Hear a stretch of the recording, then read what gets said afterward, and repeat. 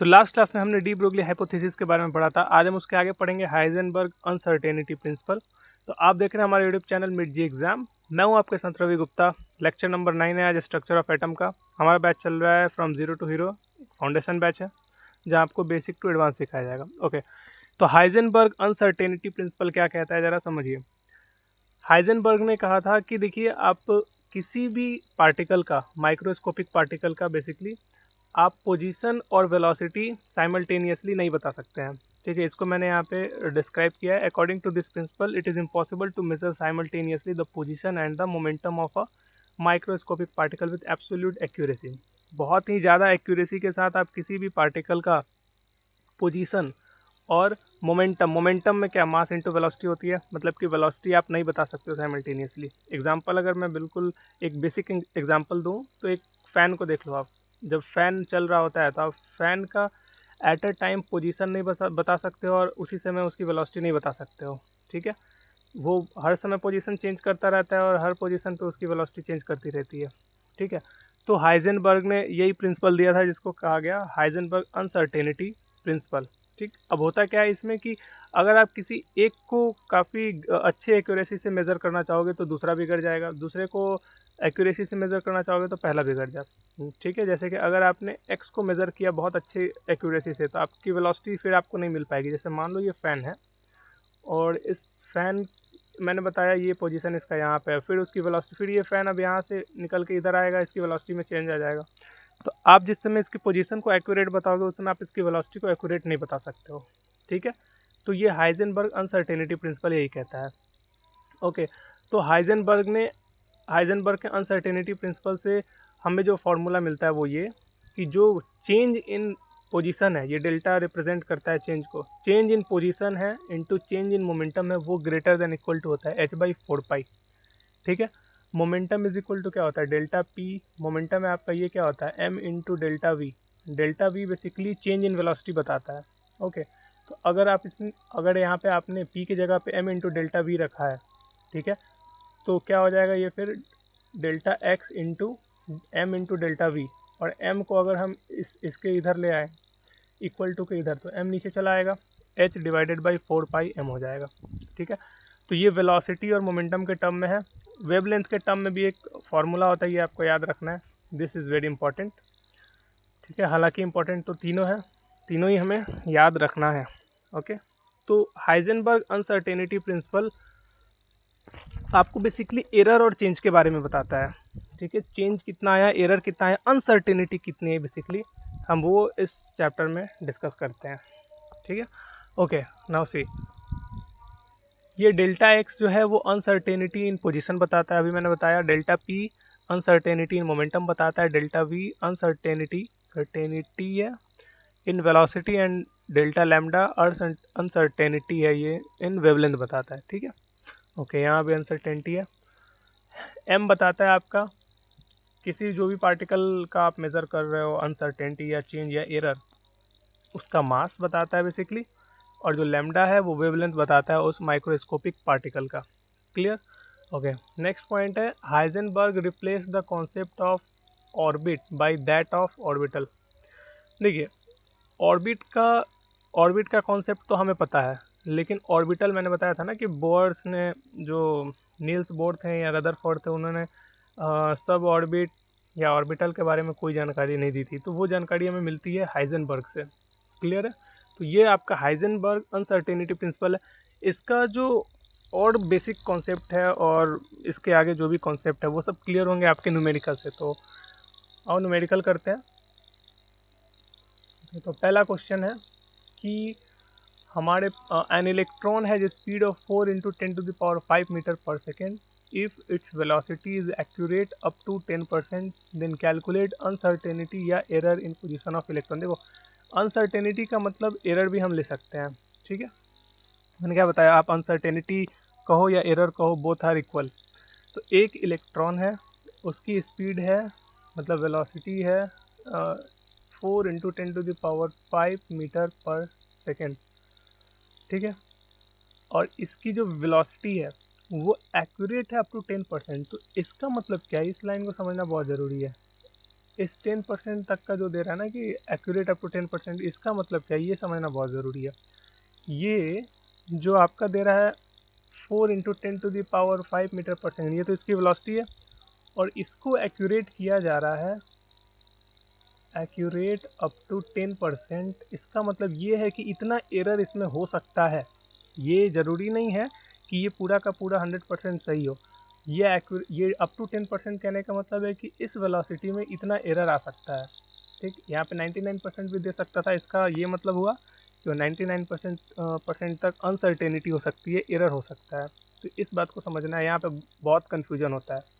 ठीक है, तो 4 × 10⁵ का अगर हम 10% कैलकुलेट करेंगे तो ये कितना आ जाएगा, this will become your 4 × 10⁴ metre पर सेकेंड।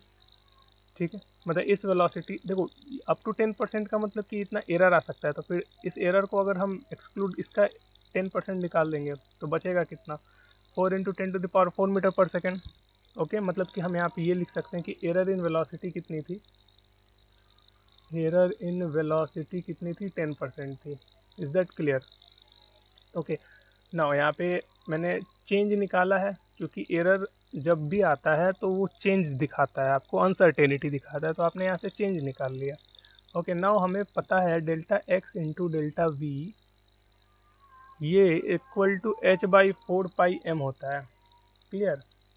ओके, तो आपसे पूछ क्या रहा है कि पोजीशन आपका पूछ रहा है, तो डेल्टा एक्स हमसे पूछ रहा है, डेल्टा वी हमारे पास है, तो हम यहाँ से क्या लिख सकते हैं, h/4πm into delta we. H की वैल्यू मालूम है 6.62 into 10⁻34 divided by 4 pi mass of electron, mass of electron के बारे में तो 9.1 इंटू 10⁻31 इंटू डेल्टा वी की वैल्यू मालूम है 10 इंटू 4 इंटू 10⁴। ये हमारा चेंज इन पोजीशन आ गया। This is very important. तो आपको यहाँ पे इंपॉर्टेंट चीज़ था जो समझना था, जो आपको ध्यान रखना है एग्ज़ाम में, वो ये जो वेलोसिटी एक्यूरेट अप टू जो दिया हुआ है, ये बहुत बहुत ज़्यादा इंपॉर्टेंट है, इस चीज़ को ध्यान में लेके चलना है। क्लियर है? ओके, नेक्स्ट दूसरे टाइप का क्वेश्चन हम देखते हैं। सेकेंड टाइप का क्वेश्चन क्या है, कहाँ गया क्वेश्चन, एक सेकेंड, या ये क्वेश्चन है, देखो द क्वेश्चन क्या बोल रहा है, the error in position and velocity of moving particle are equal, then calculate error in its momentum. Now ये दे रहा है कि जो एरर है पोजीशन और वेलोसिटी, एरर मतलब क्या, डेल्टा, ठीक है, पोजीशन में मतलब एक्स, एंड वेलोसिटी मतलब एरर वेलोसिटी में जो है वो दोनों क्या है, इक्वल है। तो आपसे फिर पूछ रहा है कि डेल्टा पी की वैल्यू कितनी होगी।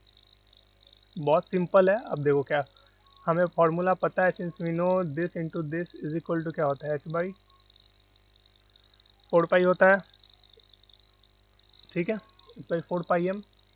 ओके, अब यहाँ पे delta x is equal to delta v दिया हुआ है, तो हम डेल्टा एक्स की जगह पे डेल्टा वी रख सकते हैं, ये डेल्टा वी का स्क्वायर हो जाएगा, दिस विल बिकम h/4πm हो जाएगा, ये तो पता है।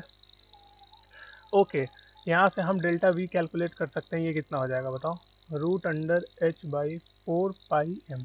ये क्लियर है? सिंस हमें पता है कि डेल्टा पी, हमें यही निकालना है ना, मोमेंटम का हमें पता है m इंटू कितना होता है, डेल्टा वी होता है। डेल्टा वी की वैल्यू तो हमें मालूम है, यहाँ से m इंटू क्या रखेंगे, √h/4πm। ये 1/4 निकलेगा बाहर तो कितना हो जाएगा, 1/2। ये m अंदर जाएगा तो कितना हो जाएगा, m स्क्वायर, तो एक m से एक m कैंसिल हो जाएगा, फिर क्या बचेगा आपका m इंटू h/π, और ये है आपका मोमेंटम का वैल्यू। तो आप देख रहे हो क्वेश्चंस ऐसे ही आते हैं, बट बस आपको क्या करना है कि कॉन्सेप्ट आपको क्लियर रखना है कि अनसर्टेनिटी का मतलब क्या होता है, एरर का मतलब क्या होता है। ठीक है, ओके। नाउ तीसरे टाइप का जो प्रॉब्लम है वो हम देखते हैं। देखो क्या क्वेश्चन बोल रहा है, the percentage error in the velocity of moving electron is 10%, calculate the percentage error in its de Broglie wavelength सी। काफ़ी अच्छा क्वेश्चन है ये, और बहुत ज़्यादा कॉन्सेप्चुअल है, बस आपको बिल्कुल बारीकी से समझना है। ठीक है, क्या बोल रहा है कि परसेंटेज एरर वेलोसिटी में दिया हुआ है 10%, किसी भी इलेक्ट्रॉन का जो मूविंग इलेक्ट्रॉन है उसकी वेलोसिटी 10% गिवन है, और आपसे पूछ रहा है कि जो डी ब्रूगली वेवलेंथ मतलब जो लैम्डा में उसका परसेंटेज एरर आएगा, डेल्टा लैम्डा, वो कितना होगा बेसिकली। तो हम सबसे पहले देखो एक छोटा सा चीज़ यहाँ पे समझ लो कि अगर आपके पास इक्वेशन ऐसे दिया, मान लो ये 6 प्लस माइनस 3% ऐसे करके दिया हुआ है, इतना परसेंट एरर, तो आपको ये समझना है कि ये जो 3% है इतना एरर आ सकता है 6 का। ठीक है, तो इस चीज़ को आपको ध्यान में लेके चलना है। इसको आप, बहुत बच्चे इसको समझ नहीं पाते हैं। वो प्लस माइनस 3% प्लस माइनस 4% का मतलब कि उस 6 में उतना एरर आ सकता है, उतने उतने को आप एरर मान के चलोगे। ठीक, देखो इस क्वेश्चन को हम देखते हैं कि एरर इन वेलोसिटी दिया हुआ है 10%। ओके, तो परसेंटेज एरर इन वेलोसिटी दी हुई है 10%, एंड परसेंटेज एरर का मतलब क्या, चेंज दिस किसके रिस्पेक्ट में, वी के रिस्पेक्ट में, क्योंकि ये परसेंटेज है इसलिए ये क्या है 100 है। क्लियर है? ओके, सिंस हमें ये पता, हमें डी ब्रुगली वेवलेंथ पूछ रहा है, तो हमें मालूम है कि डी ब्रुगली वेवलेंथ और वेलोसिटी में रिलेशन क्या होता है, क्योंकि वेलोसिटी का यहाँ पे गिवन है, वेलोसिटी गिवन है और वेवलेंथ पूछ रहा है, दोनों में कुछ ना कुछ रिलेशन होगा, वहीं से तो हम फाइंड आउट कर पाएंगे ना। तो हमें पता है डी ब्रुगली वेवलेंथ का lambda is equal to h divided by m into v होता है ना। उसी हमें चेंज यहाँ पे निकालना है। तो चेंज कैसे होता है, हम डिफ्रेंशिएट करते हैं। आपने शायद फिज़िक्स में पढ़ा हो कि जब फिज़िक्स और मैथ में कि हम जब भी ये करते हैं, चेंज निकालना होता है, तो हम क्या करते हैं, इसको डिफ्रेंशिएट करते हैं। तो इसको हम डिफ्रेंशिएट करेंगे तो क्या होगा, डिफ्रेंशिएट करेंगे तो डी लैम्डा वी के रिस्पेक्ट में, क्योंकि वी का चेंज निकालना है, तो d lambda into d v is equal to h by m तो कांस्टेंट है और 1 बाई वी, तो 1 बाई वी या 1 बाई एक्स जो भी होता है उसका माइनस 1 बाई एक्स स्क्वायर होता है, तो एक्स की जगह पे वी है, तो ये क्या हो जाएगा minus m into v square. Clear है? फिर इसको आप क्या लिख सकते हो, डी लैम्डा, देखो ये माइनस, क्योंकि लैम्डा तो निगेटिव होगा नहीं ना, तो हम मॉड ले लेते हैं, एच डिवाइडेड बाई एम, एक वी ले लो इसके साथ, ये डी वी ऊपर भेज दो, डी वी डिवाइडेड बाई क्या हो जाएगा वी।